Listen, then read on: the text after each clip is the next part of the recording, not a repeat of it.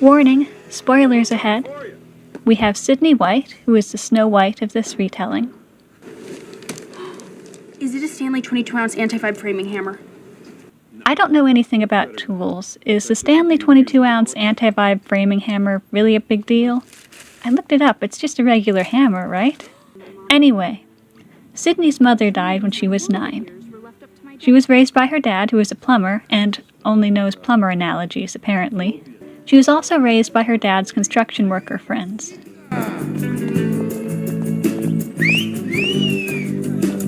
But she's going to college and wants to join the sorority that her mom was in. You know, if your mom was here, she'd know exactly what to say. She'd be so excited you're going to her school, gonna join her sorority. I'm not in yet, Dad. Girl, you're gonna fit into that place like a overflow tube in a pressure tank. Because he's a plumber and only knows plumber analogies. This is Rachel Witchburn. She's obsessed with this Hot or Not website because she's always number 1. Still the fairest of them all.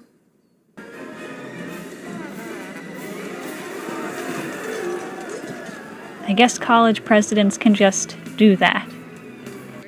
She has a plan for a building called the Vortex, where the 7 dorks live. This is the Witchburn Prince Greek Life Center will soon break ground. Tyler's parents and my parents have already donated the funds. We just need to deal with the current tenants. Sydney saves one of the dorks and impresses Tyler Prince, president of one of the fraternities. She is incredibly awkward around him. Rachel doesn't like Sydney because she was talking to Tyler Prince, her ex she wants to get back with.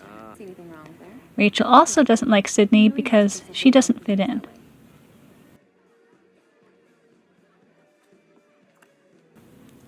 Okay, that's just inexcusable. Why? She's a legacy.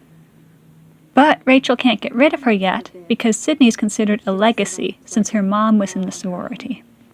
Hottest guy on campus. Who's the hottest guy on campus? Tyler Prince, the beta president? Really? I know that guy. Tyler is the hottest guy?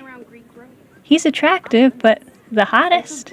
We're not going to debate that at all? Yeah, they're off right now. Okay, by the way, he was 27 when this movie came out, so don't cancel me for judging a supposed college kid's hotness. He was 27. It does sound romantic. The first Haze challenge. This is your first pledge task, the date dash. You have until 12:15 to find the date and meet me at the State Street Diner. Sydney brings Lenny. He's the sneezy of the 7 dorks since he has allergies. Rachel says Sydney has to ditch her date since he's unacceptable. He looks attractive, or at the very least, an average guy, so I don't know why. Okay, he was 23 when this came out. He was not a minor, and I'm allowed to say this. Looks like you get stuck with the check.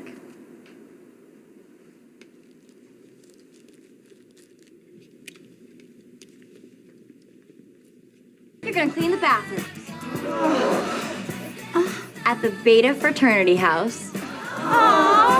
I've cleaned bathrooms before, and maybe this is judgmental to say, but I would not want to clean bathrooms in a frat house.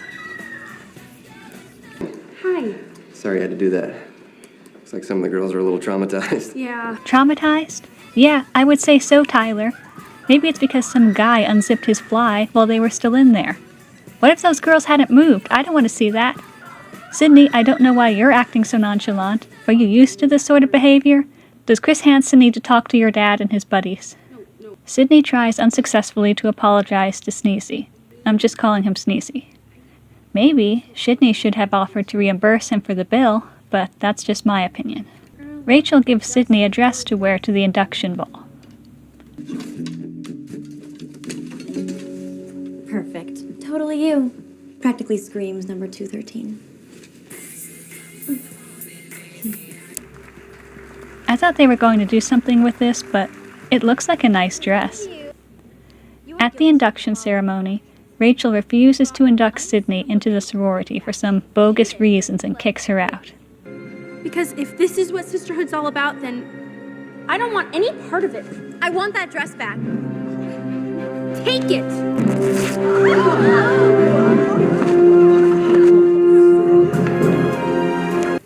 So she's left out in the rain, but Sneezy invites her to stay at the vortex.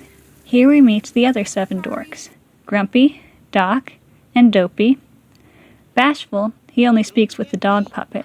Sleepy is from Nigeria, and though he's been in the US for 3 years, he has not adjusted to their time zone for some reason. And this pervert is supposed to be happy. Sydney finds out why the vortex hasn't been repaired. I don't know what this house needing repairs has to do with the Greek system anyway. It isn't even Greek. Precisely, that's the problem. Rachel Witchburn and the Greeks run the student council. The student council dictates all budget appropriations. Over the past 14 semesters, 87.3% of all campus event funding has been devoted to the Greek system. I guess college presidents can just do that.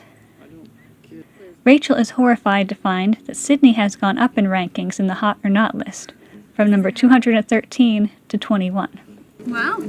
I guess her little striptease act got some attention. Not to sound prejudicial against frat bros, but yeah, I could definitely see that working. Sydney and the dorks decide to have Doc run for president. She also introduces them to the gym, since I guess dorks don't work out. Except they made the Nigerian good at running. Oh my goodness, I can't stand this guy. Hey, is one of these? Yes, Lenny, the greenish-looking one is your gluten-free soy patty. Gluten-free? I thought most beef was gluten-free. Tyler Prince serenades Sydney and convinces her to go out with him. Done. But dinner's served at 5. But he doesn't tell her where they're eating. He takes Sydney to a church. He volunteers there and gives food to the homeless. This right here is how I know I'm not a spontaneous person. If I was asked out and only told, But dinner's served at 5.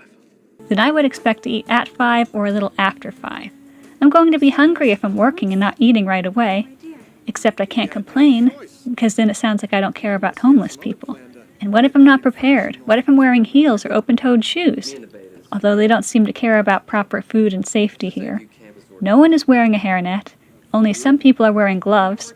And Tyler, I appreciate you wanting to jump right in, but I didn't see you wash your hands. Hey, is this where you bring all your first non-dates? Lure in the babes with this whole do-gooder thing? Oh, yeah. Sorority girls can't get enough of it. Tyler, this place doesn't even have a maitre d'.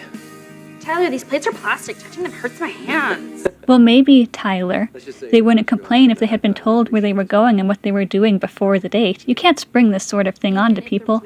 It's like if I asked out a guy for a walk on a beach, and I don't tell him that it'll be with a group of people and we'll be picking up litter.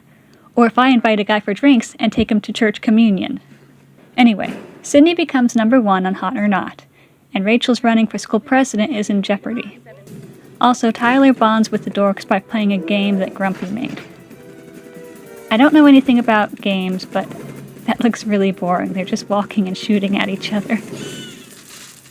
At a party, the 7 dorks get exposed, literally. And Rachel reveals that Doc is disqualified for running for president, since he actually graduated from college 6 years ago. Rachel also reveals that the vortex has been condemned, which means the dorks and Sydney are getting kicked out. And I guess apparently the college doesn't care that there's no place for them to live. Sydney's dad visits and she gets a pep talk from him. Your mom was much more than just a Kappa. She was a woman who always fought for what she believed in, and so are you. Nothing can make me prouder than that. Not even when I installed that water filtration system in under an hour? Because he's a plumber and only knows plumbing references. Sydney decides to run for president and begins her campaign trail by reaching out to other groups on campus. And yes, she did bring campus political pamphlets to this religious observance.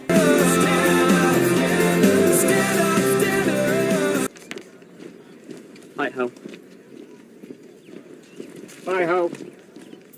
And really... Is that a Stanley 22-ounce anti-vibe framing hammer? Yes, it is. Can I touch it? Okay, what is the deal with that hammer? Am I missing something? It just looks like a regular hammer. Rachel Witchburn hires a hacker to poison Sydney's Apple computer. She loses her paper and has to pull an all-nighter, even though the presidential debate is tomorrow. She manages to work hard and turn the paper in on time, and then falls asleep. The debate is about to start without her. Tyler finds her and kisses her awake.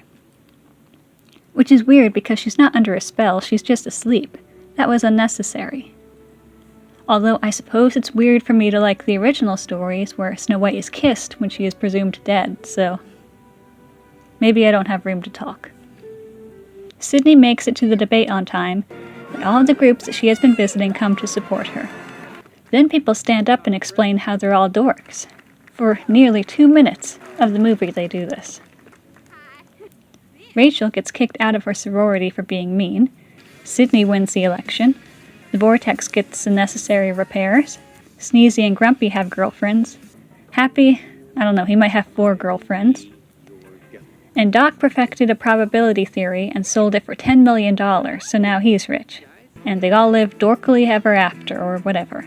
I'd give it a 5 out of 10. There are a lot of stereotypes in this movie that some may find offensive.